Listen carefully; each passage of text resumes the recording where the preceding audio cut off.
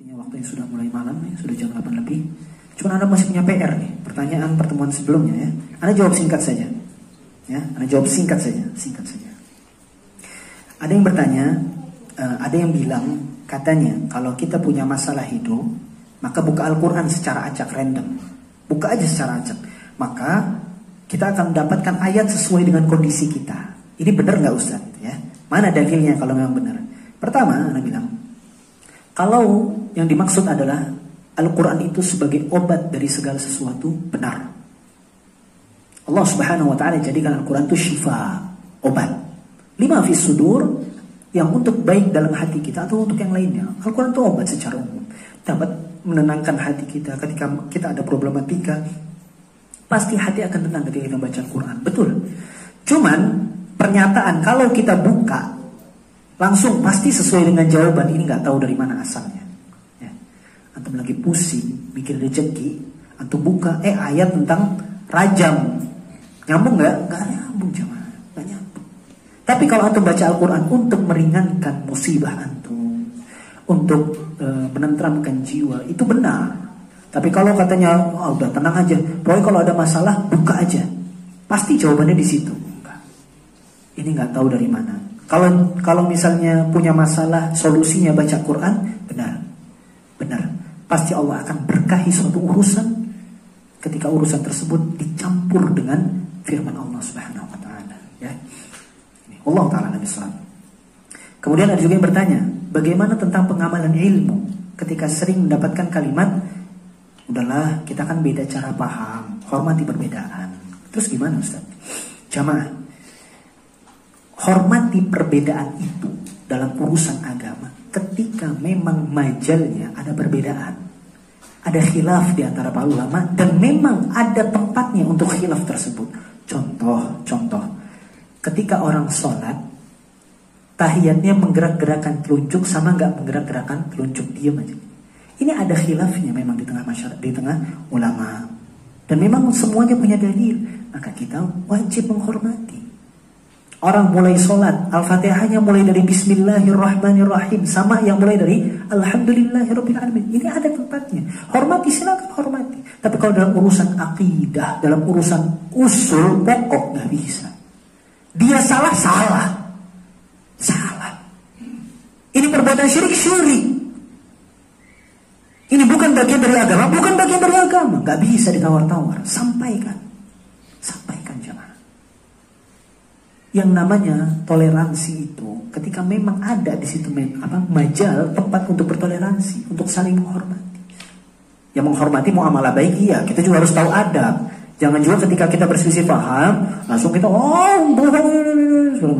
nggak kayak gitu caranya. Kita juga harus menghormati, sampaikan dengan cara yang baik. Kemudian kata di sini, gimana kalau ada undangan-undangan yang nggak sesuai dengan syariat agama kita? Akikahan, marhabanan, sementara itu keluarga kita sendiri. Apa yang harus kita lakukan? Pertama jemaah, akikahan boleh kok, ada syariatnya. Cuman ketika ada acara-acara yang gak sesuai dengan tuntunan agama kita, maka baiknya kita hindari. Dan tipsnya adalah kita jangan bohong. Jangan sampai kita menghindarnya itu dengan alasan, aduh hari ini saya lagi sibuk, hari ini saya ada urusan. Oke, izinin. Terus nanti ada acara itu lagi, kita sama lagi, izin lagi. Jangan bohong jemaah. Jangan bohong. Kalau memang seperti itu sampaikan, saya gak bisa acara yang seperti ini. Ada acara karaoke keluarga, kita gak bisa ikut. Sampaikan, mohon maaf untuk acara kayak gini saya gak bisa ikut. Tapi setelah itu, di luar waktu itu, kita datang berkunjung. Kita bermuamalah baik sama mereka, datang bawa hadiah. Ini mah gak pernah datang, gak pernah kunjungan keluarganya. Jangan diundang acara, gak datang, gak ikut. Udah nyala-nyalain, oh ini gak bener nih. Ribut jemaah, gak kayak gitu caranya. Jelaskan dengan baik, mohon maaf untuk acara yang seperti ini saya gak bisa ikut.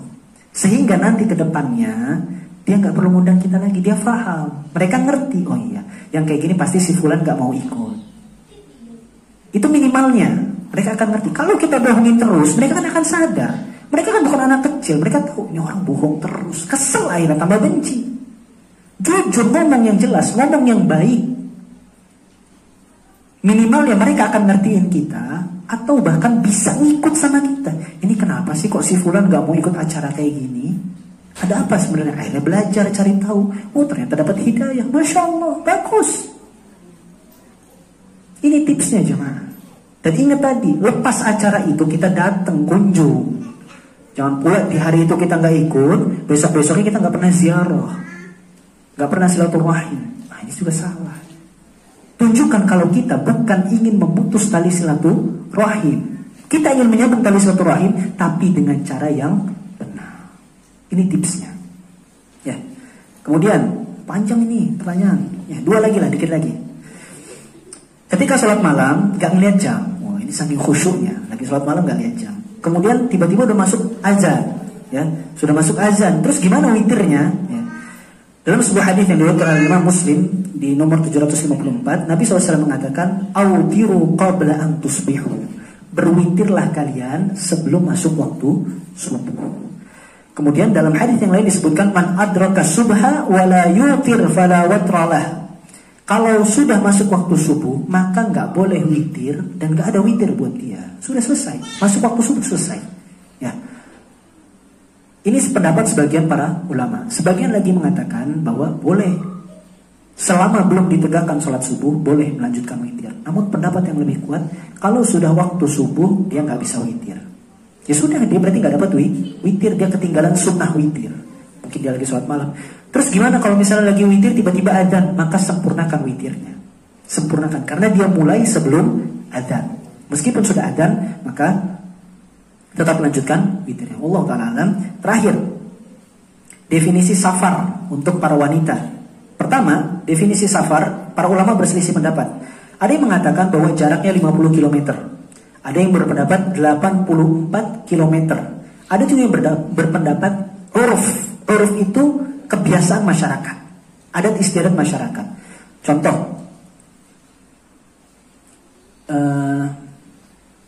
Kalianda ke Merak, kayaknya nggak nyampe 80 kilo ya. Merak. Bakau Merak nyebrang, nyampe nggak 80 kilo? Nggak nyampe kan, naik kapal. Nggak nyampe kan? Nggak nyampe. Cuman adat kita kalau udah nyebrang pulau, nah ini safar. Makanya dihitung safar. Pertama ini, definisi safarnya saja sudah berbeda-beda antara ulama, ya. Itu yang pertama. Yang kedua, hukum asal safarnya wanita tanpa mahram. Maka para ulama sepakat hukum asalnya haram. Para ulama sepakat berdasarkan hadis Nabi SAW bahwa wanita nggak boleh safar tanpa adanya mahram. Terlepas tadi batasan safar itu seperti apa. Ini hukum asalnya. Kemudian setelah itu berkembang. Bagaimana kalau darurat? Nah, di sini mulai para ulama berbeda pendapat. Ada yang mengatakan tetap tidak boleh. Ada juga yang mengatakan boleh dengan syarat-syarat, ya, dengan syarat-syarat. Wallahu a'lam bishawab. Ini perkara yang sangat amat luas, jemaah. Dan juga kita harus berhati-hati karena hukum asalnya adalah haram. Betul memang ketika darurat boleh, tapi kita lihat daruratnya seperti apa. Ini yang perlu kita garis bawahi. Darurat itu kayak apa? Terkadang kita itu bermudah-mudahan dengan kata darurat. Bermudah-mudahan dengan kata darurat. Akhirnya, dan darurat itu gini jamaah, sesekali. Jangan akhirnya jadi kebiasaan. Darurat, Ustaz, darurat lagi. Enggak, secukupnya jamaah. Orang darurat itu secukupnya. Dan memang yang namanya darurat itu enggak ada jalan lain. Oleh karena jamaah sekalian, ini juga berkaitan dengan tren zaman sekarang. Untuk para wanita, ibu-ibu sekalian, atau para akhwat yang di belakang,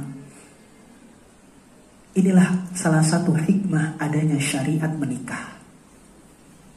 Adanya syariat menikah. Kenapa? Karena dengan menikah seseorang akan memiliki mahram. Dengan menikah akan di situ terbentuk keluarga yang akan menjadi mahram. Karena zaman sekarang ini banyak orang akhirnya apa?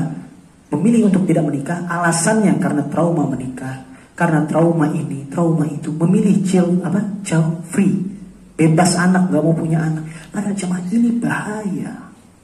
Ini yang akan merusak generasi umat Islam. Kenapa? Karena akhirnya dia gak punya mahram. Akhirnya bingung, melanggar syariat, safar tanpa mahram. Maka solusinya pernikahan. Solusinya pernikahan, coba. Dengan menikah seorang wanita akan punya mahram suaminya. Dengan menikah akhirnya memiliki keturunan, akhirnya dia punya anak, dan akhirnya anak tersebut mahram buat dia. Dia punya putra dan putri, putrinya punya mahram dari saudaranya. Kemudian nanti punya anak, punya cucu, cucunya atau ponakannya punya mahram dari pamannya. Ini solusinya, jemaah. Dan memang agenda kaum kufar untuk menghancurkan ini. Akhirnya apa? Para wanita melanggar syariat dengan bebasnya, dengan mudahnya. Alasannya darurat. Padahal dia nggak punya mahram karena dia nggak mau nikah. Maka ini masalah. Ini masalah. Ini yang bisa Anda sampaikan ya, meskipun Anda belum nikah juga ya, gitu ya. Cuman ya sudah. Ini Anda sampaikan karena ini ilmu, karena ini ilmu. Cuma ini ilmu cuma. Seperti itu. Allah Ta'ala bisawab. Tadi hukum asalnya wanita safar tanpa mahram haram. Illa bid-darurah, kecuali dengan darurat. Itu pun kita harus lihat daruratnya seperti apa dan bukan menjadi suatu kebiasaan. Allah Ta'ala bisawab. Ini bisa Anda sampaikan pada kesempatan malam hari ini. Satu. Boleh nggak Bapak? Boleh ya, akhir. Boleh. Satu. Assalamualaikum warahmatullahi wabarakatuh. Waalaikumsalam warahmatullahi wabarakatuh. Satu masjid imam habis sholat itu menyampaikan hadisnya begini, janganlah kamu mencuri dalam sholat. Ya, artinya dijelaskan kalau mencuri maksudnya adalah kalau ruku ya tumanina, sujud ya tumanina. Itu sering disampaikan, tapi setiap imam itu memimpin imam, dia sukunya ya belum sempat baca udah sujud ini. Nah, apa sikap kita dan gimana kita cara menyampaikan supaya imam itu gak tersinggung gitu? Iya. Dan dia berubah gitu. Iya, masya Terima Allah. kasih. Assalamualaikum warahmatullahi wabarakatuh. Waalaikumsalam warahmatullahi wabarakatuh. Tayyib jamaah sekalian. Ya, memang seperti itu. Terkadang orang yang punya ilmu juga belum tentu bisa mengamalkan. Terkadang cuma bisa menyampaikan, dan memang itu tanggung jawabnya berat. Orang yang menyampaikan ilmu itu gak mudah, jamaah.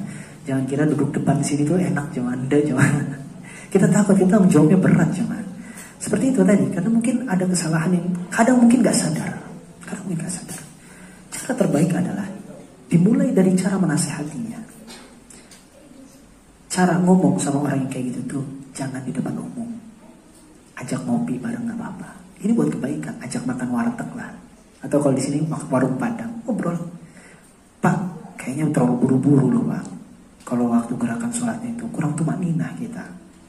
Gak usah diungkit-ungkit dulu masalah dia nyampaikan itu, gak usah. Dia sakit hati nanti. Sampaikan itu dulu ya. Kayaknya kita perlu jeda lagi deh, biar lebih tenang. Karena kan kalau imam itu lebih dulu turunnya Pak. Kalau mau itu agak belakangan. Jadi cobalah direm dulu bentar. Jangan buru-buru. Gak usah singgung-singgung yang dia sampaikan, gak usah. Emosi nanti dia, ngerasa terhina. Tapi itu dulu sampaikan. Mungkin itu langkah awal. Dan caranya tadi, ketika berdua, jangan rame-rame. Karena kalau rame-rame pasti manusiawi. Orang itu bakal ngerasa ego, akan rasa ego. Lebih baik itu berdua ngobrol, waktu yang santai, ajak jalan-jalan mungkin tamasya, atau tadi ngopi sebentar, ngobrol. Pak, ini tuh ada yang mau diobrolin loh Pak. Tapi Bapak jangan marah ya Pak. Ini buat kebaikan kita semua sama-sama. Ngomong aja nggak apa-apa pelan-pelan. Tadi gimana ya jemaah? Wajar kalau Nabi SAW itu bilang, innama bu'ithtu liutammim makarimal akhlak. Aku itu diutus di tengah-tengah kalian itu. Di antaranya adalah karena untuk menyempurnakan akhlak. Karena tidaklah ketika akhlak ini ada pada diri seorang, dia akan menghiasi orang tersebut. Ketika menasehati pun akan lebih mudah diterimanya. Beda dengan orang yang berakhlak, tiba-tiba nasihatin sambil marah-marah, sulit, berat untuk diterimanya. Beda ketika menasehati dengan cara yang lebih baik. Allah Ta'ala, mungkin bapak-bapak yang lain juga punya cara sendiri. Karena mungkin punya pengalaman di dalam menasehati orang. Mungkin bapak-bapak lebih punya pengalaman yang lebih hebat dari saya. Karena saya biasa berinteraksi dengan anak-anak kecil, dengan anak-anak TK, anak-anak SD. Beda cara nasihatin ya. Kalau nasihatin anak-anak TK, anak-anak SD itu lebih menggurui ya, caranya menggurui.